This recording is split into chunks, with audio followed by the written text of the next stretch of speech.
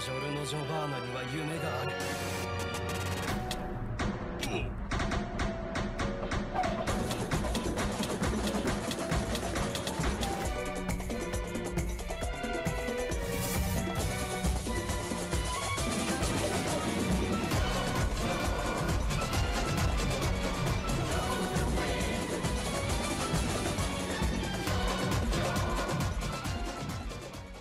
Bien le bonsoir à tous, ici Virgule, j'espère que vous allez bien, en tout cas moi ça va super.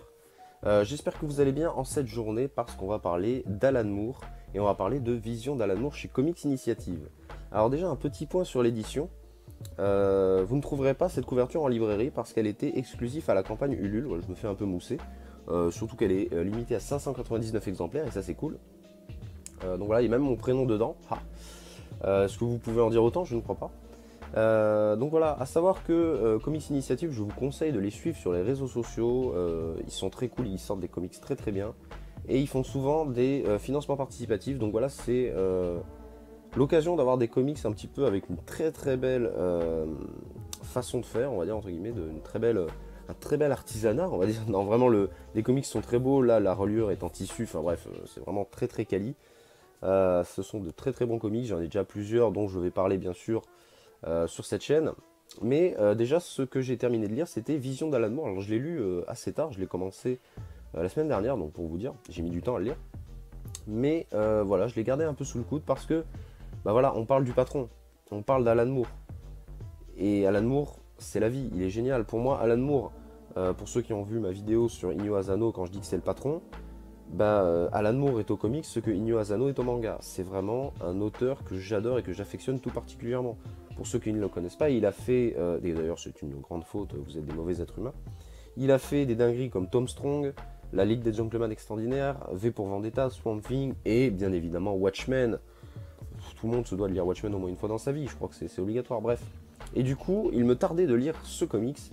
D'ailleurs, on peut le mettre sur ma tête comme ça et j'ai la tête d'Alan Moore, c'est formidable.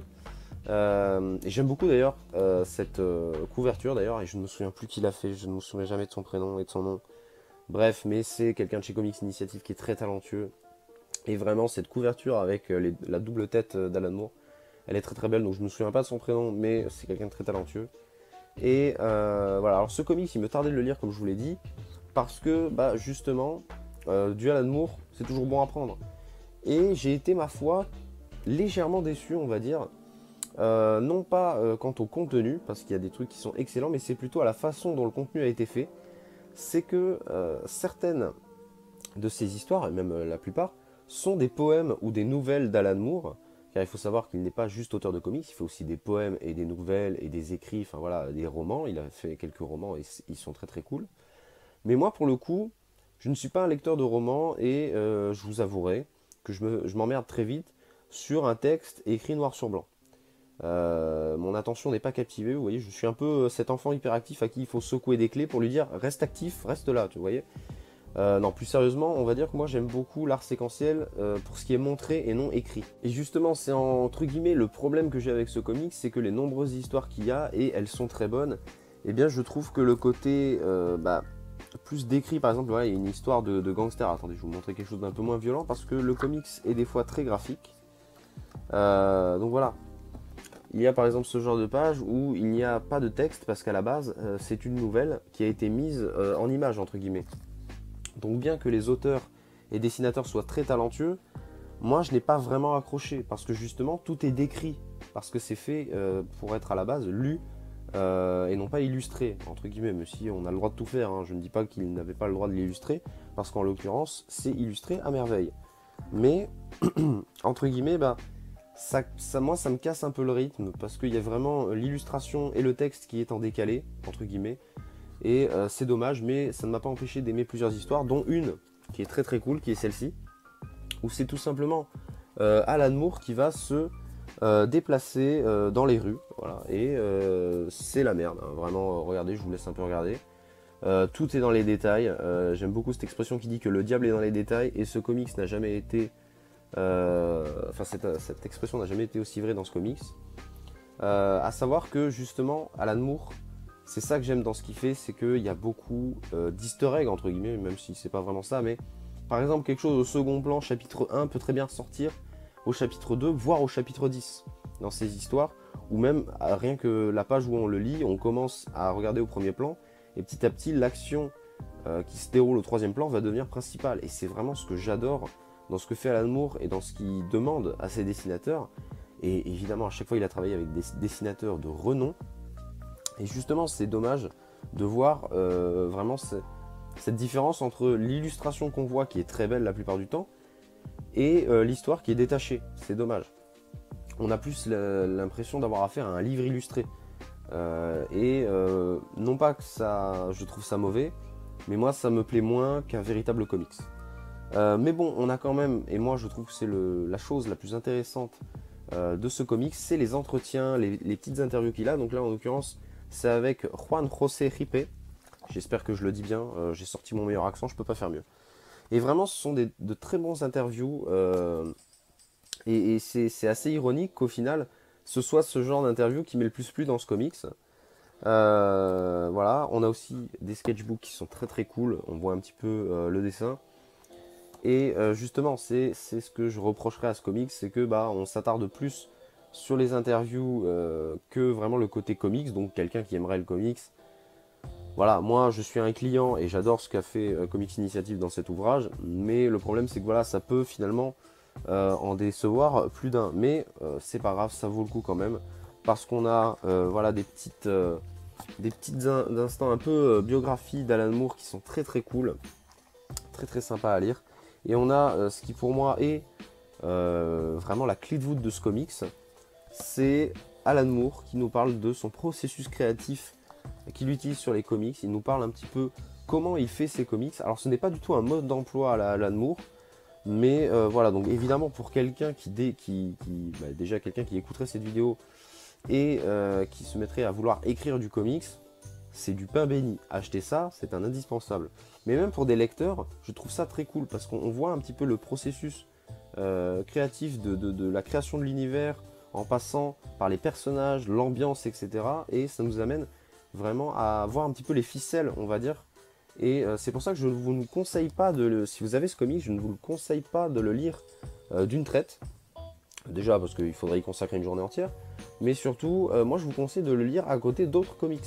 Parce que vraiment, quand on lit ce que dit Alan Moore par rapport aux comics, et que je pense qu'on lit un autre comics à côté, ça peut nous aider vraiment. On se met en tant que bêta-testeur de comics, quoi, entre guillemets, on se met à voir un petit peu les ficelles qu'a utilisé l'auteur et le dessinateur. Et je trouve que vraiment, si vous avez à le lire à côté d'autres choses, voire à côté d'un autre comics Alan Moore, je dis ça comme ça, mais vraiment, c'est pour moi la chose à faire. Et aussi quelque chose que je voulais rajouter dans ce comics, c'est que je n'ai rarement vu quelqu'un comme Alan Moore d'aussi intelligent, et surtout de voir quelqu'un d'aussi intelligent parler d'un médium que j'aime, c'est encore plus rare. Parce que vraiment des gens qui parlent du comics comme ça, sans langue de bois, en disant un petit peu leur point de vue, c'est très très bon parce que on voit, au-delà du fan, qui est souvent un petit peu le parler, on va dire, de beaucoup des dessinateurs, on a vraiment qu'un point de vue de fan. Là, on voit vraiment un point de vue d'un créateur. Et c'est formidable parce que il nous dit par exemple que à force, je vous dis ça, c'est une idée parmi tant d'autres qui est écrite dans ce comics, hein, que à force de ne vouloir froisser personne à faire des comics, eh ben on finit par froisser tout le monde. Tout le monde se met à être vexé. Et justement, je trouve que c'est ce qui est excellent, c'est justement ce point de vue de dire que à force de faire des comics aseptisés, on ne finit par plaire à personne et que tous les auteurs et dessinateurs qui auraient aimé y insuffler leurs idées se retrouvent à bosser sur quelque chose qui n'a pas d'âme. Et ça, je trouve ça tellement vrai. Donc voilà, voir Alan Moore parler de comics au sens large, au sens du médium, c'est vraiment une pépite. Et pour moi, rien que pour ce passage-là, le comics vaut l'achat. Mais alors, 1000 fois, vraiment. Moi, en tant que lecteur, j'ai adoré voir ça. Et je pense que ça peut plaire à beaucoup de personnes. Donc aussi, après cette petite interview, on a aussi beaucoup d'éditos. Mais aussi, on a... Alors, attendez, je suis allé un peu trop loin. On a voilà, une parole au traducteur. Et ça, c'est très cool. Donc là, en l'occurrence, c'est celle d'Alex Nikolavitch. Alex Nikolavitch est un grand traducteur. Moi, j'aime beaucoup ce qu'il fait. Il a traduit beaucoup de Garcenis. Et ça, c'est très très cool. Il a aussi traduit un petit peu de Donny Cates en indé, mais ça, je suis moins sûr. Mais Garcenis, c'est sûr. Et il fait une traduction magnifique. C'est magnifique ce qu'il fait. Pour ceux qui aiment voir un petit peu ce que fait la VO et la VF, Alex Nikolavitch, c'est un monstre. Et du coup, voilà, on a plusieurs traducteurs qui vont nous parler de leur point de vue qu'ils ont à Alan Moore. Ça peut être par exemple tout simplement le fait de le traduire, qui est une véritable plaie, ça je veux bien le croire. Que ce soit surtout dans ses poèmes, où il y a une espèce du coup de rythmique qui s'adapte. Il faut bien évidemment des rimes, des assonances, voilà, des trucs comme ça qui forcément sont perdus au cours du processus de traduction.